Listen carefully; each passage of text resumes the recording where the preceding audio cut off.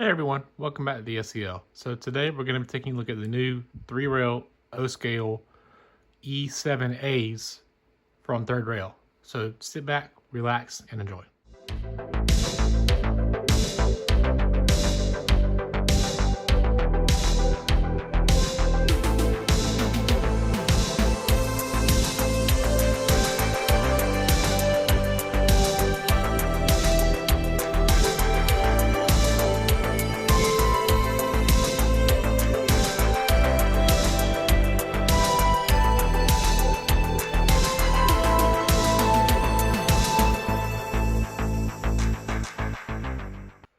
So the first thing we'll do is we'll talk about an overall history of the E7s as they were in real life. We'll move on to the Central Georgia's history with the E7s, and then we'll talk about the models themselves. Now, the real E7s were built by EMD from 1945 to 1949. 428 A units were built with an accompanying 82 B units. They were powered by V12 two-stroke diesel engines and were capable of 2,000 horsepower. The E7s were also capable of reaching 85 to 117 miles an hour. Now, unfortunately, almost all of the E7s were scrapped, with the lone exception of Pennsylvania Railroad 5901, which is currently residing at the Railroad Museum of Pennsylvania in Strasburg, Pennsylvania. Now, let's talk about the Central Georgia's history with the E7s. They ordered 10 of them originally, number 801 through 810, and they were primarily featured on their passenger service. They could be frequently seen pulling the Nancy Hanks in the Man of War. Now, let's talk about the Nancy Hanks in the Man of War real quick here.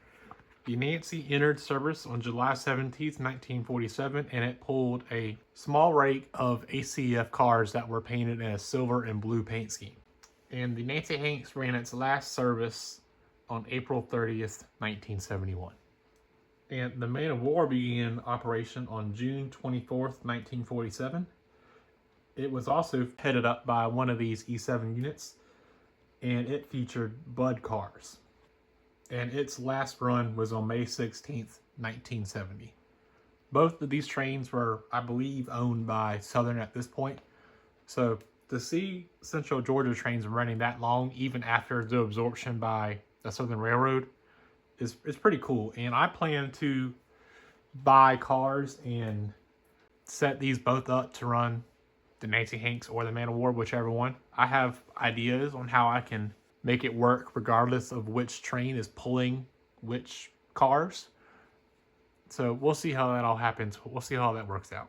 Now, I bought 2 of these so that I could run both the Nancy Hanks and the Man of War at the same time.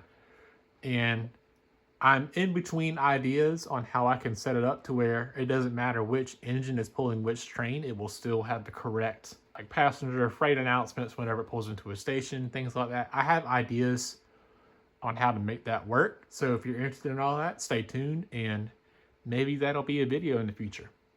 Speaking of the models, let's take a closer look at them now, shall we? So on the front here, you have this awesome Central Georgia Herald here that really pulls together the entire paint scheme. The Central Georgia paint scheme, in my opinion, is one of the best ones out there because it looks good on just about any engine that you throw it on. And right here, you also have an electrocoupler that can be thrown from this TMCC or Legacy remote or the Base 3 app. And down here, you have a pilot that can be switched out for a scale pilot that has the mounting plates for a KD coupler if you choose to use it. Moving down the side here, you have a continuation of, again, this really nice Central Georgia paint scheme here. Clear plastic inserts for all the windows. Really nice scrap iron detail that really pops because of the different color of yellow. And the grating up here is also see-through. Moving on to the top of the engine here, you have these really nice horns here, lift rings all over the place, and 8 smokestacks, all of which put out smoke. And to load the smoke fluid, you use this dispenser that they've included with each engine, and you just put it down the stack right here, and you load your smoke fluid down to these stacks. One last thing up here up top is if you remove these 2 panels here, it will reveal the controls for the engine.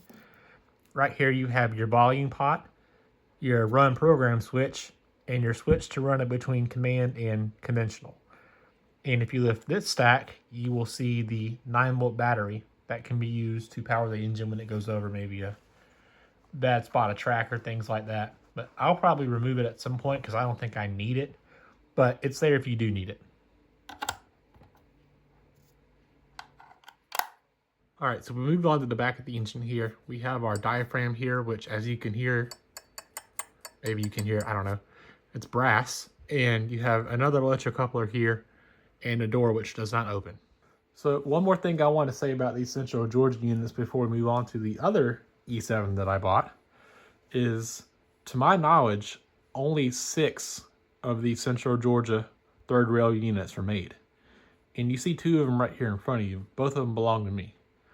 Now, if you know someone who bought one of the other units, or you are that person, sound off in the comments down below. I'd be interested to know why you bought them. Maybe you like the scheme.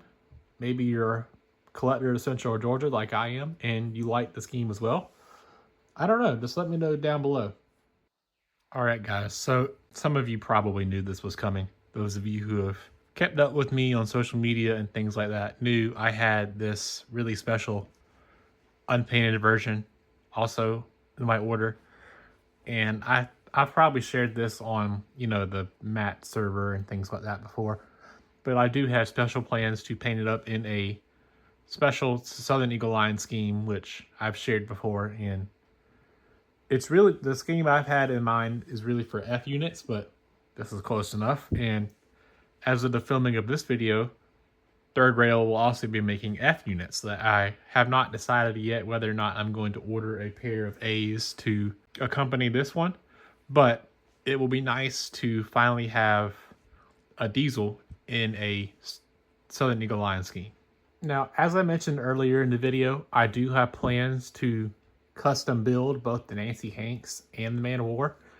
I found a company that I can't necessarily order the cars done through, but I can order kits through that are pretty close to accurate to the cars. I just have to do all the interiors and stuff, which I see as a fun challenge.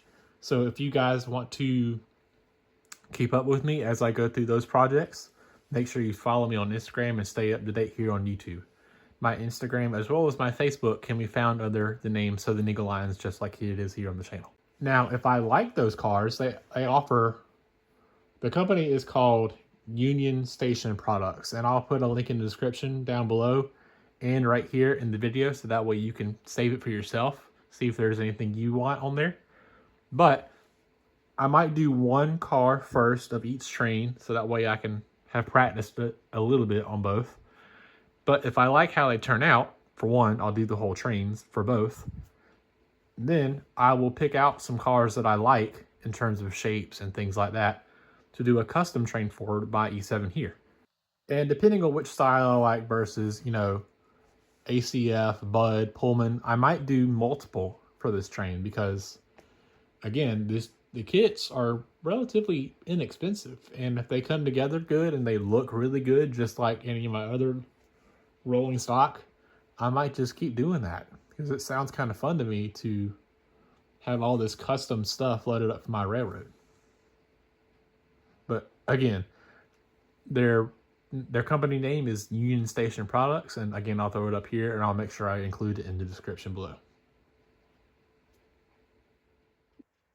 All right, I figured we try something different for this little running session. I don't have any complete trains for these yet, so rather than throwing a bunch of random stuff behind it or throwing some incomplete passenger cars behind it, I figured I'd just run them all 3 together at the same time by themselves around the outer loop. So let's get going. So we'll start out the unlittered one first and then the 2 Central Georgia ones.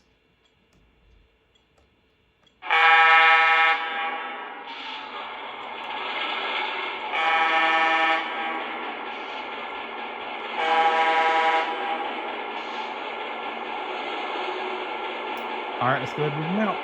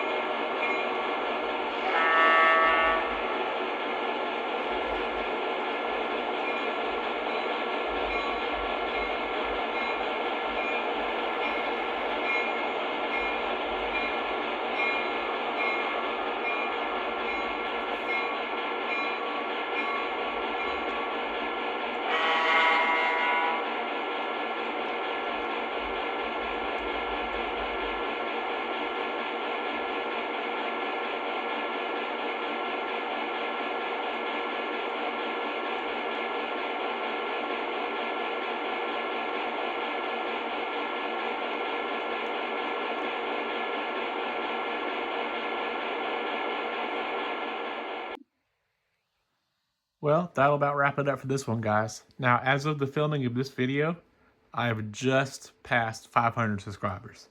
And I want to thank each and every one of you guys for being interested enough in my content to subscribe and watch all my videos, leave likes, comments down below, all that nice stuff. It really means a lot to me that many of you are interested.